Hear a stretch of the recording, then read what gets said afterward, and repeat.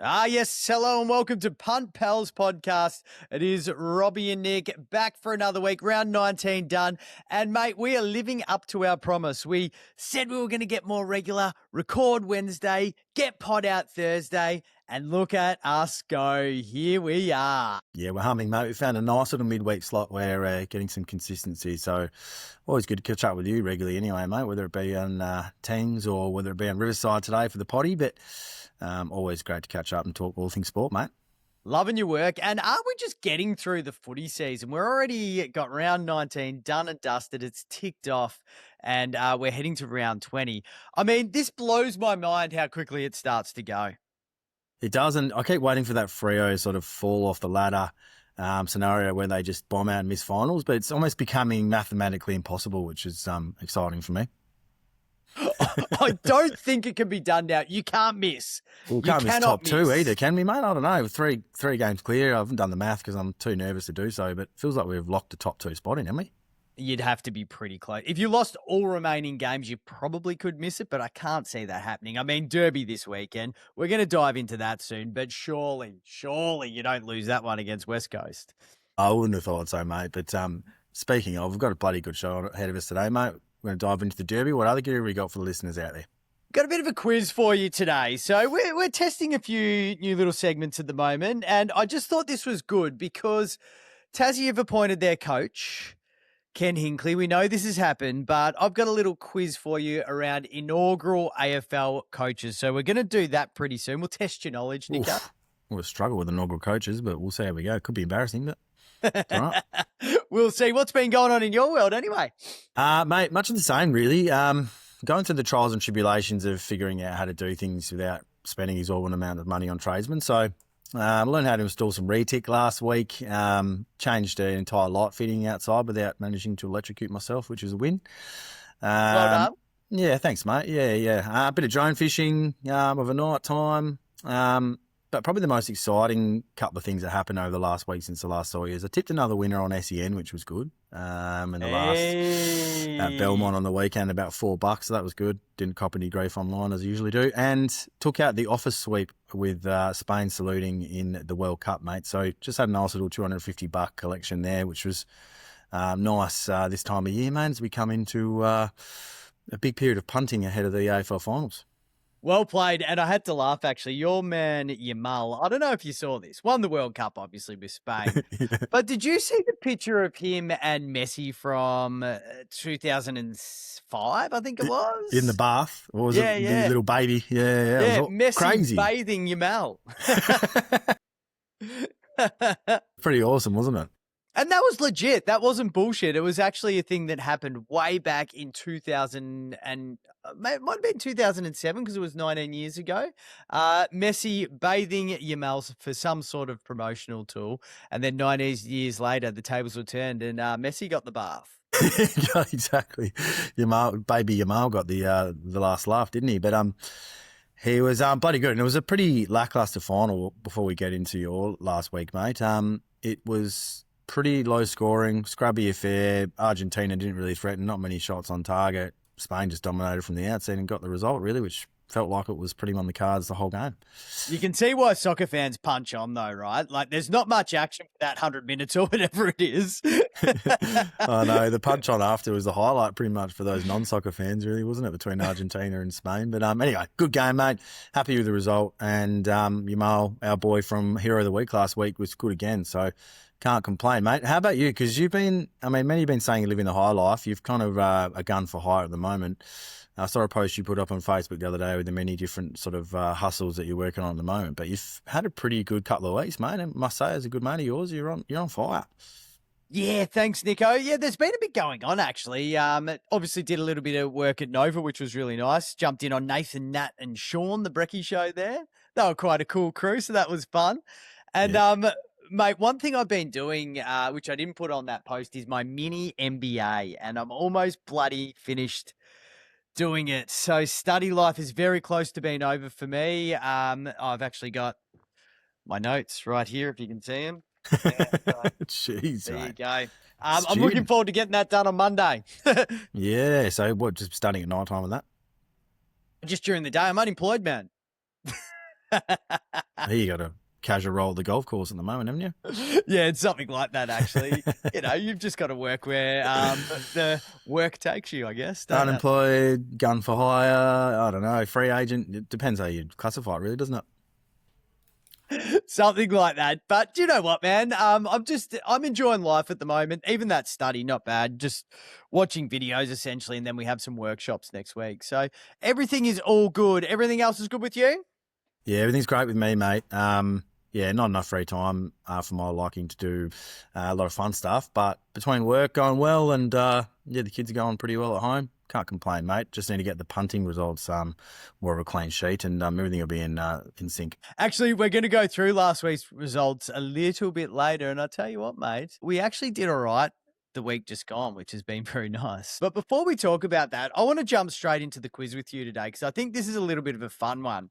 Are you ready to do your quiz on inaugural AFL coaches? Quickly, hang on. I'll just get up ChatGPT before you ask me, mate. No Google, no ChatGPT. I want to see if you get this on your own. And I think you might be surprised.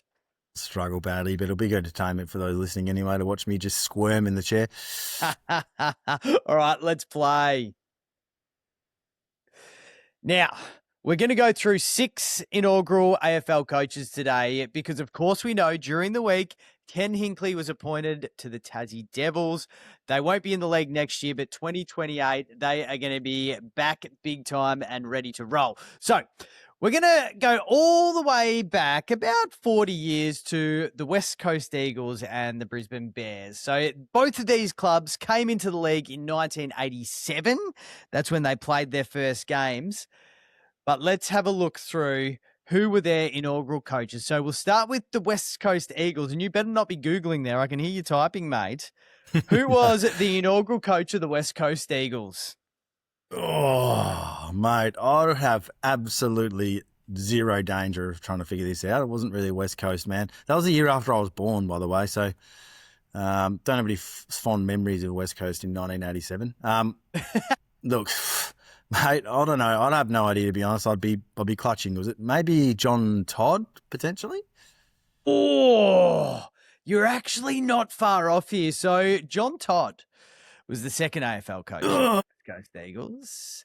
He took over after Ron Alexander had a year at the job. 22 games, 11 wins, 11 losses, a 50% win rate there. Stiff. 50% win rate gets the boot. That's a good record these days, isn't it? It's a very good record. So, yeah, Ron Alexander, he was number 1. We're going to move on to the Brisbane Bears, 1987. Who was their inaugural coach? It's got to be Knightsy, doesn't it? Hey! Yeah, Has Google kicked in a bit here? No Google on that one, mate. Peter Knights, no. A few of my rallies used to be big Brisbane Bears fans from back in the day, so my knowledge isn't too bad when it comes to Brizzy. Oh, mate, well done. Very well done. You got that. It's a 50% record, mate. Better than some coaches these days, I'll tell you what. So Peter Knights ended up coaching 59 games for the Brisbane Bears, 16 wins, 43 losses, a 27% win rate. So he didn't fare quite as well as Ron Alexander. So if I got a 50% success rate on the quiz, that means I'm in danger of probably being booted from the podcast next week, potentially. You can improve this. You can improve this, mate. Exactly. All right, let's move on to the early 90s here. I think it was 91 that the Adelaide Crows came into the competition. They had a big name as their first coach. I'll even give you a bit of a clue. I need a clue. One of his sons is in the media now, working away on Channel 7. So it's a pretty big clue. Who was the inaugural coach of the Adelaide Crows? Media, Channel 7. Let me try and think very quickly. Does he have a brother also played for the Crows or for Port? That would be correct. He has a brother who played for Port.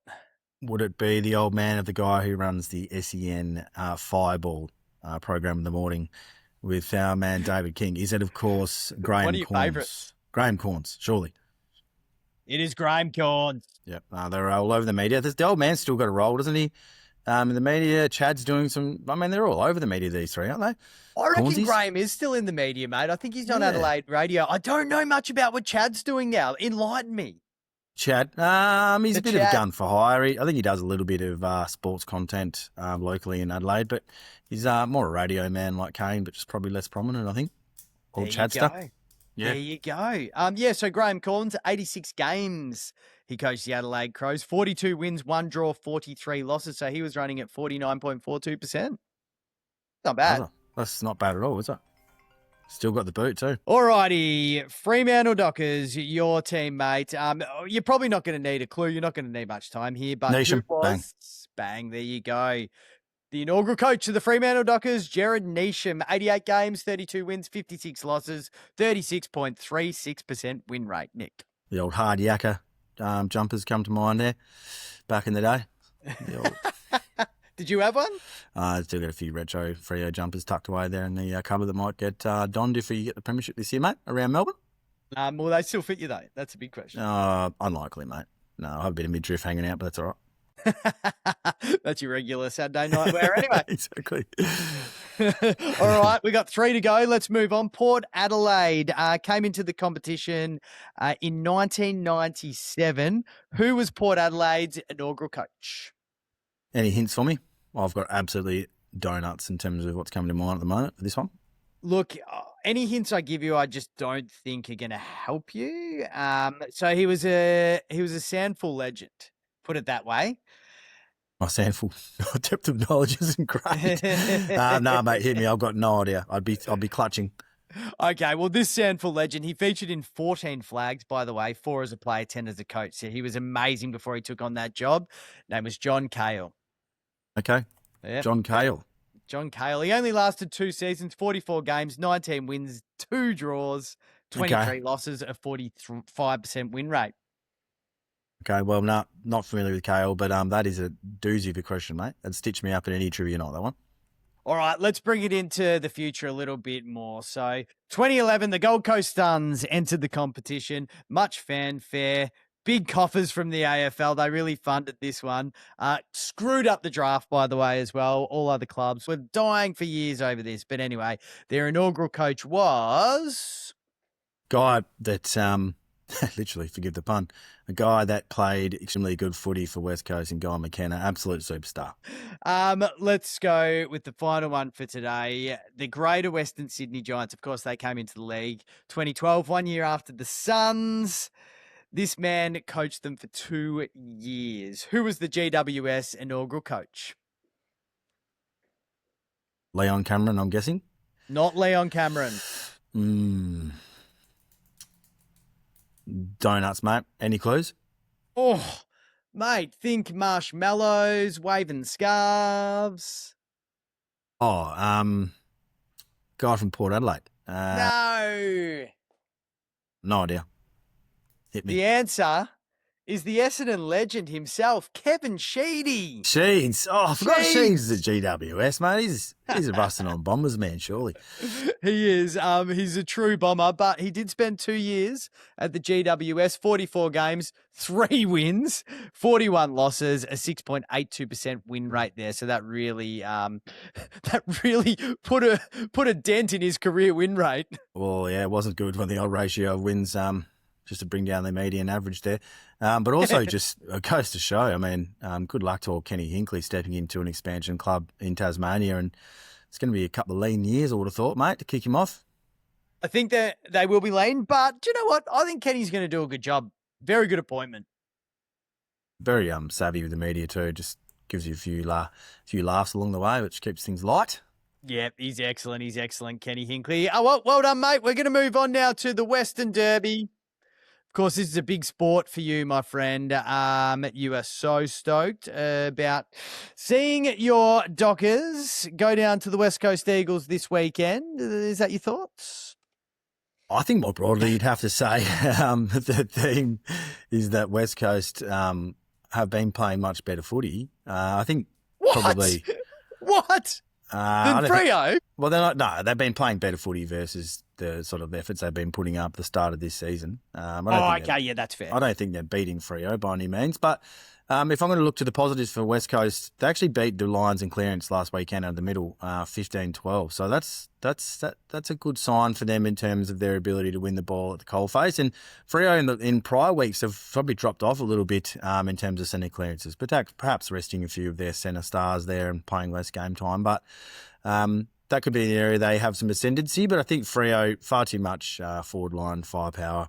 Those three tools are really going to stretch that West Coast back line, which is really being held up by some string and some blue tack with Rhett Bazzo and a number of others having to step up. So I think that's going to be the area we get a hold of them. And I think Fremantle should win this quite comfortably, but I expect it to be a really close game, particularly early in the first quarter where Freo have been coming out a little bit sluggish lately, mate. That they have, but you know what? They sort of put it into second, third, fourth, fifth gear pretty quickly, though, especially in the second half. They can pile them on, can't they?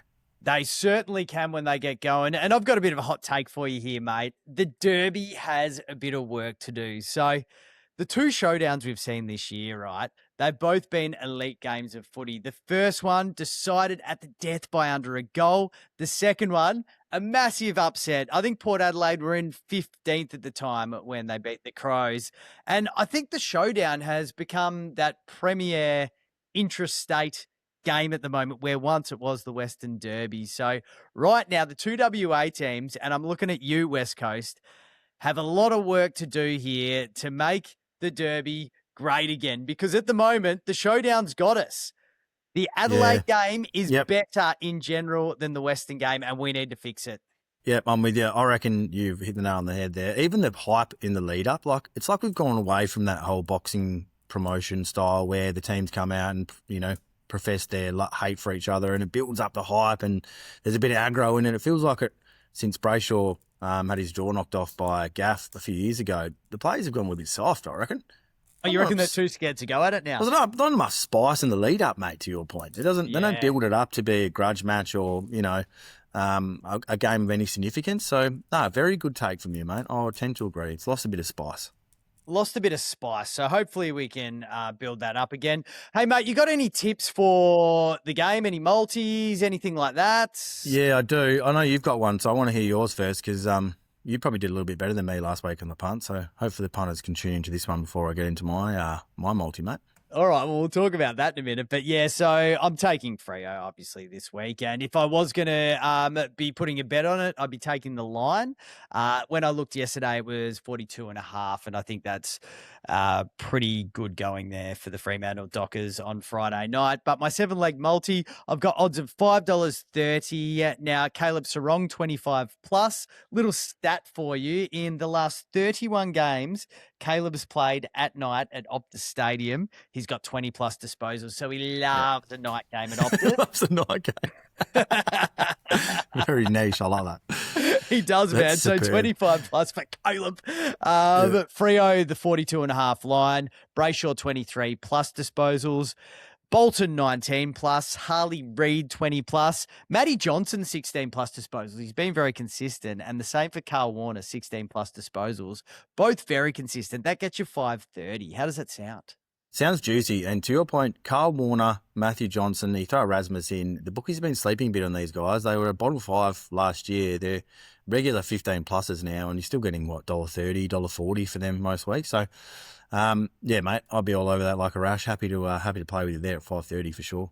And, mate, get on early as well. One thing I'm finding at the moment, the earlier you get, the nicer those odds are. You can get 10 or 15 cents more if you get on today. 100%. And obviously the teams don't take shape till tomorrow night, but if there's players that, go in uninjured, they're going to play. So good shout from you. My SGM is called the Purple Haze for days. Hey! I'm really going with a bit of a rap theme, as you know, from the last couple of weeks. Brayshaw, 22 disposals. He is a player that started off pretty slow, but was playing some run with roles, probably not being prominent in terms of ball winning numbers, but he's released a shackles, 22 plus for him, I think. Shai Bolton, after a week's rest, will be nice and fresh. He'll bounce at 20 plus. Murphy Reid, happy to put him in again. Had a quiet game last week, but I think that 16 plus disposals for him last week, 20's probably where he needs to be, so I think he'll be back. Jordan Clark, 18 off half back. Erasmus, 15. My big Dogger Jackson, 15. Tracy, 2 Hey. goals. Amos, 2 goals. Freddie, anytime. That's $4.75. And my fun fact is Freddie, a guy who I regularly had in the Don't Trusters, he's having a much better year this year. He's actually kicked 2+ in each of Freo's last 4 home matches against West Coast, and he's in better nick this year. 2+ at $2.80 for me looks like overs at the moment, mate, for Freddie, who did bob up and kick a couple in a low-scoring affair last weekend. Love that. So what odds was that getting you again? Do we know yet? $4.75 for the multi, and Freddie 2+ at $2.80. So we're both in that sort of $4 to $6 range. And when we've stretched it too far, about 8 to 10, we've missed by a couple of possessions. When we're in the 4 to 6, we tend to hit more often than not. So sticking with the formula, mate. Love it. Now, mate, speaking of our multis, we've both got things locked in for the Western Derby this Friday night. I think it's going to be a ripping game. But last week, we had a little bit of success with our multis. Do you want to go through yours first? Because you had some great racing stuff go on. Yeah, I did. Weekend. We had a couple of good ones. I talked about GWS being a team that shies and against teams they should beat and then beat teams they shouldn't. And sure enough, we've glossed over in the intro, but your boys rolled GWS. And I don't know what they were head-to-head, Robbie, but they must have been something massive because I got a heap of messages saying, good shout on GWS. They've got rolled and Essendon up and about, and I took the head-to-head at, I think it was $7 or something, and what a result. Did you take it? Well, I had a little Did you actually take it? I had a little one, little flutter, which I reinvested in a bunch of losing multis across the weekend. So it was a nice kitty builder, mate. And only because we said GWS a shit is the reason I took it after the potty last week. So that was cool. Well done. I didn't think you'd actually take it. Well done. When I said take it, I had a lazy piglet $5 on it, mate. But that's fine, mate. I'm happy with that. Even if you took them at the line was like 40-odd points, 50 points. You would have been sitting pretty comfortable in the half time and even the 3/4 time. So that was cool. And then on the main race on the weekend, I said 2 horses were standouts, the best Quinella player of all time, and Westbound and Ladies Pro. They put 8 lengths on the rest of the field at the turn and went away comfortably to get the Quinella. So they were the 2 results which were great. In the little bit shit category is my man Murphy Reeves, 16 to 20, had my 10-10-20s multi, and that was the bookend at the end of the round. At the start of the round, Callum Wilkie, bloody hell, mate, 12 of 20. The multi bombed out first game. Cal Wilkie averaging 24.2 possessions, All-Australian fullback, just looked absolutely dog shit, mate.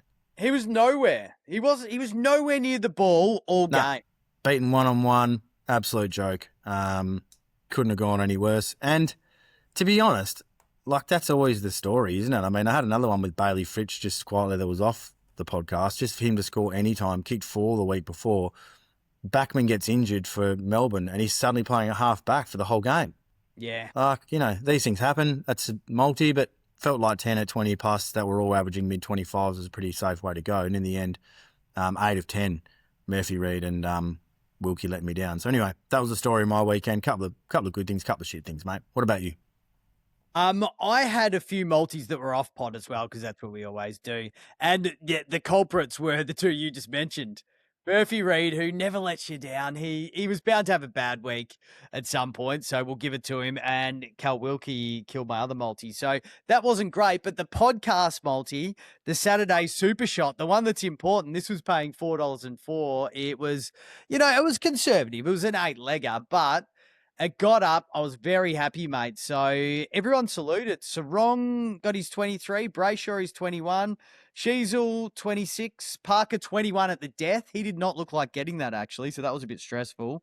The Dacos boys got their 27 and 21 respectively, and then Lockie Neal 27, Harley Reid 23 plus. They all saluted.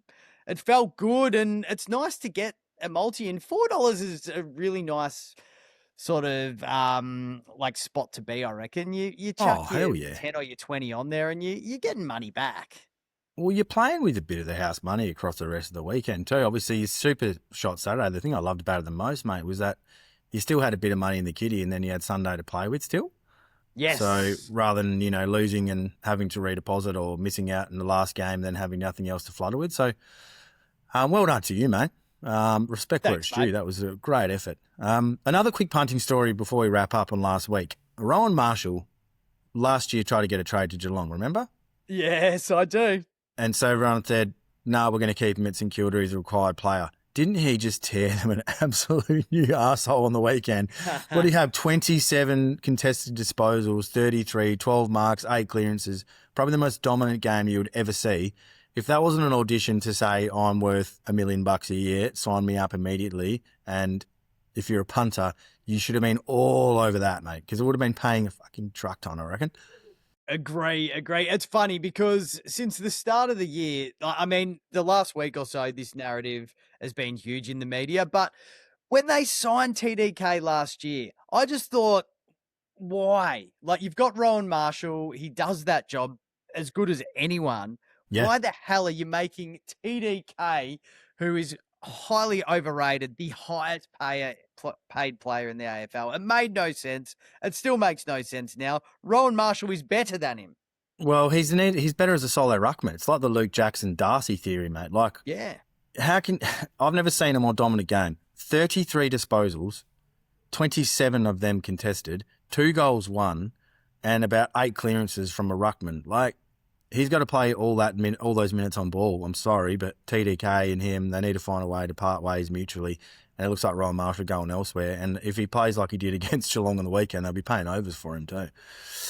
No one is taking on that contract, mate, so they will not be parting ways mutually anytime soon, I wouldn't have thought. What a man, what a player. So, yeah, anyway, hopefully a few people ended up backing Marshall on the weekend because you would have absolutely filled your pockets, I reckon.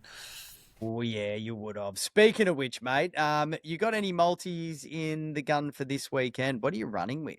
Yeah, 10, 10, 20s again, mate. Yes! Yeah. People love that. I don't know if you saw the screenshot I sent you, but a few of my buddies took on the 10, 10, 20 bet, and they weren't happy with Wilkie. No, I saw that, mate. And it was good to see because it's an easy one to follow. You don't have to worry about sort of the 1s and 2s and 3s lines. You can kind of find it any app, anywhere, and I think that's the key for me. So 10, 10, 20s, take 2.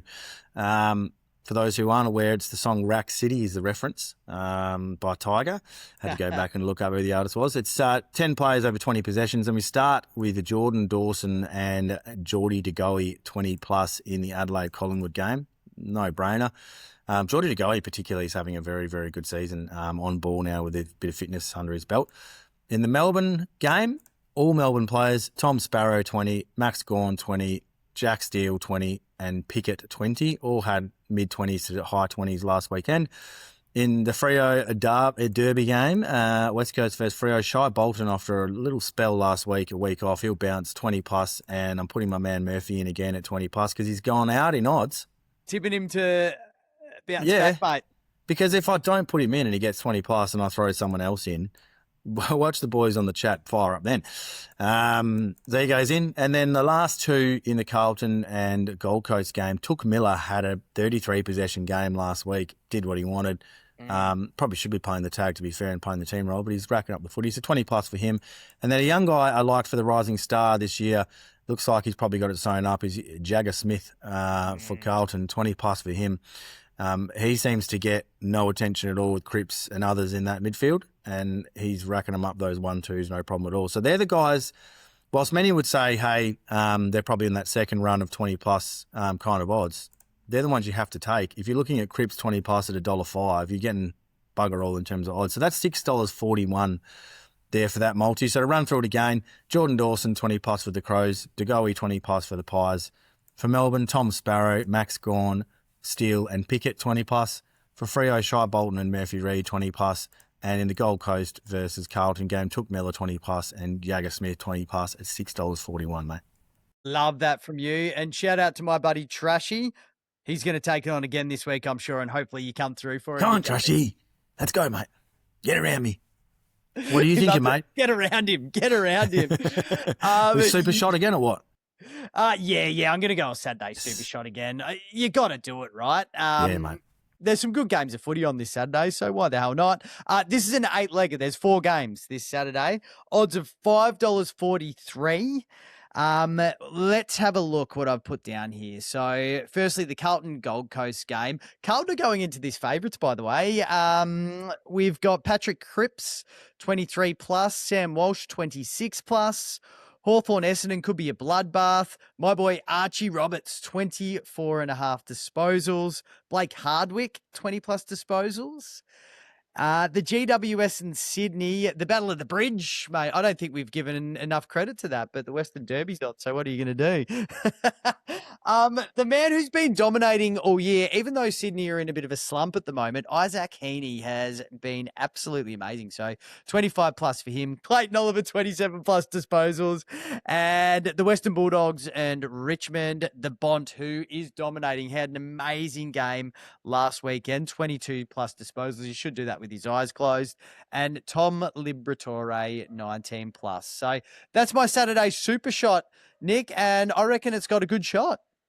It does, and we have no overlap in our two multis. So if you're a little bit fruity and a little bit love a little bit of risk, maybe take them both on it. $6.41 times $5.43, Robbie, and just get the lazy city 3-1 and just see it through, mate. I'll be taking on both. Do you know what, mate? What I'm going to do while we're talking, I'm going to get on my account and I'm going to send you my Saturday super shot so that you can just follow it.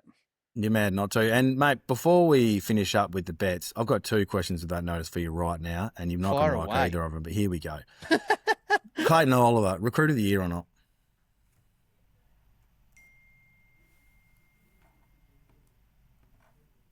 Oh, no.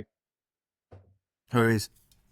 I think Charlie Curnow has to be. He's leading the Coleman. He started off slow, but he's kicked a lot of goals the last few weeks. Clayton Oliver, been amazing, probably better than what a lot of people expected, which is kind of crazy because he's such a good player. But I would put him in second, and I would put Charlie Curnow first, potentially Jack Steele third. It's at Melbourne. Okay, that's good. They're Mike Quinella as well. I've got him on top, Clayton Oliver, purely based on his contested possession record and the fact that he's had to hold up that midfield, no Tom Green.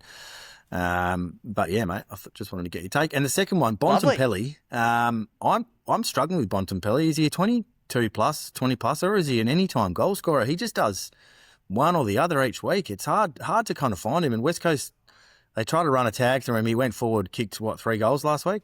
Yeah, he's dominant. So yeah, he's a tough one to get a hold of, isn't he?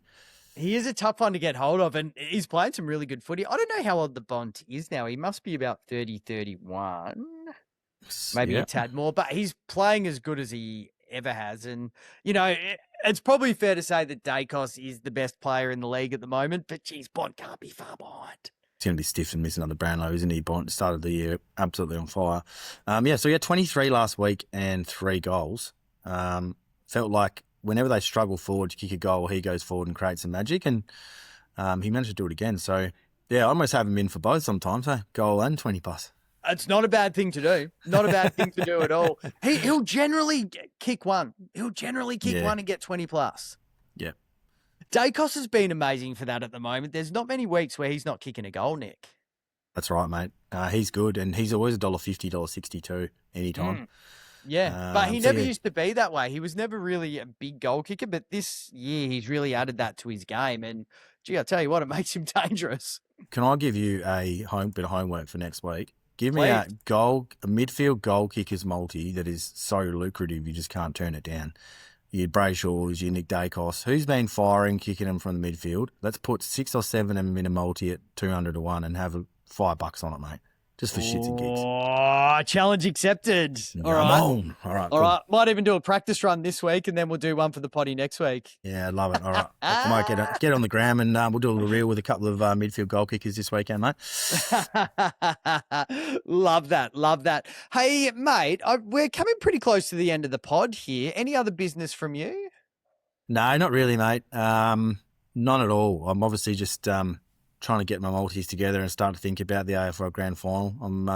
The wife has endorsed buying some flights and getting some tickets organised, so it's game on, mate. So I really need to put away a decent multi this weekend with my $250 from the sweep for the World Cup and just go bang with $2,000 and get my flights, mate. Simple as that. Easy, right?